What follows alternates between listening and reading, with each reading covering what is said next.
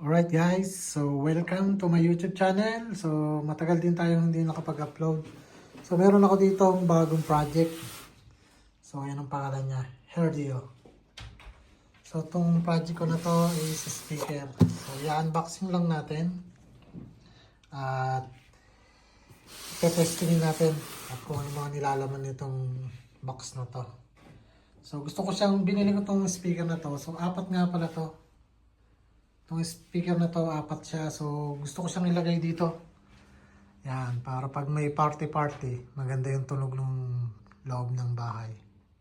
So, lalagay ko yung isa dito, isa doon, at dito naman yung dalawa. Isa, dalawa. So, itong box na to is speaker. Tingnan natin kung ano yung mga laman nitong, nilalaman itong box na to. Tingnan rin natin siya. Itong box, itong speaker na to. So, ito siya.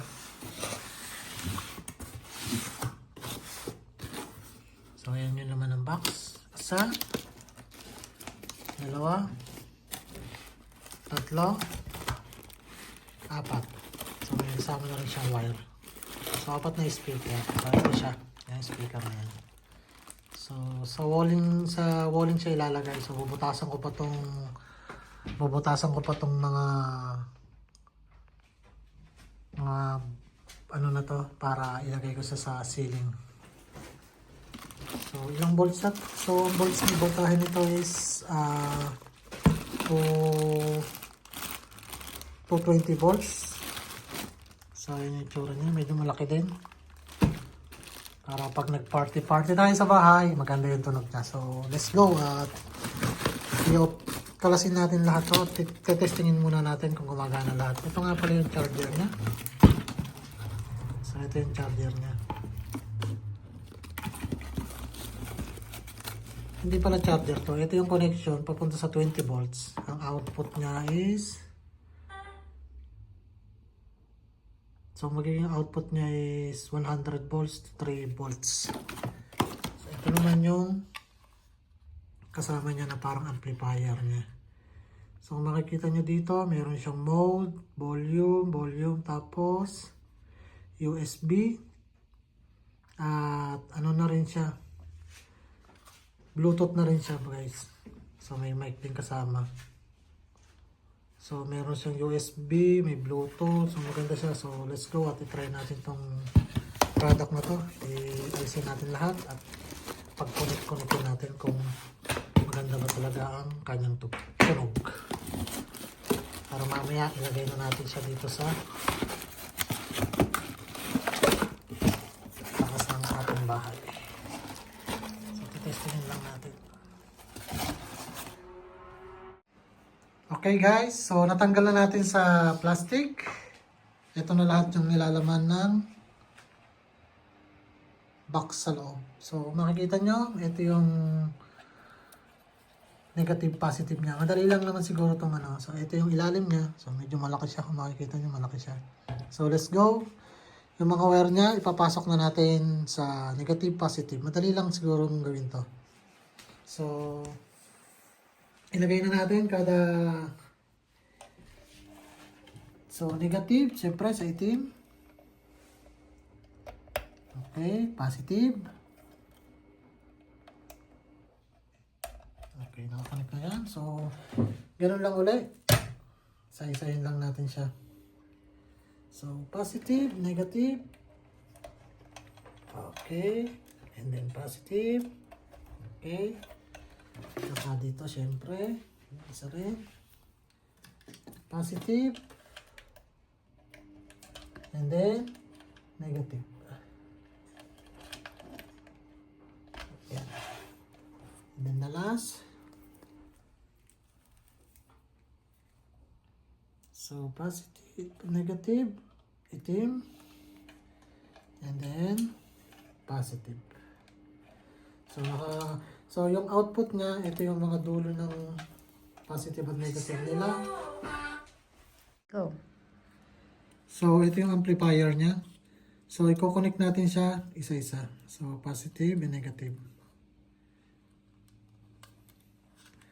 So, ilalak lang natin siya.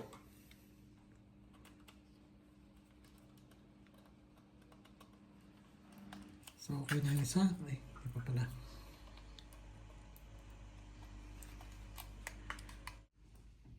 So, yan. Nilagay na natin yung isa. Positive and negative. So, another one.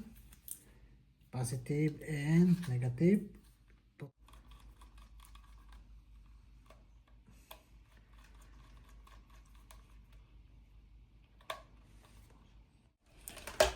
Alright guys, so kung makikita nyo, naikabit na natin lahat. Negative, positive, negative, positive. So, apat siya. So, meron naman siyang guide dito kung negative at positive. So, katulad nito. Ganyan. So, ngayon, ito yung input niya na 220 volts. Isasaksak na natin dito. So, nakasaksak na siya. And, isasalpak naman natin yung output niya dito. Yan. So, yan. So, right guys. So, nakonect na natin lahat. Kung makikita nyo dito, nakalagay na yung positive, negative niya. Apat na speaker. So, ganun. Naisaksak na rin siya natin sa power output niya. Ngayon, itatry na natin siya kung gagana ba siya sa... So, ilagay muna natin siya. So, nilagay ko siya dito sa Bluetooth. So, may USB din, may mic. So, kompleto siya. So, nakalagay siya sa Bluetooth ngayon. Tatry natin kung gumagana na. So, i-connect natin siya sa Bluetooth sa cellphone.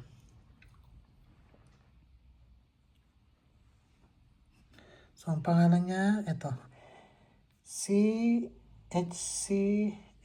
Connected. So, yun, nag-connect na siya. I-try natin magpatugtog. So, ayan. Try natin dyan. So, i-tog natin to kung makikita natin kung tunog ba siya o hindi. So, itatog natin sa lahat. Ito pa. Ayan.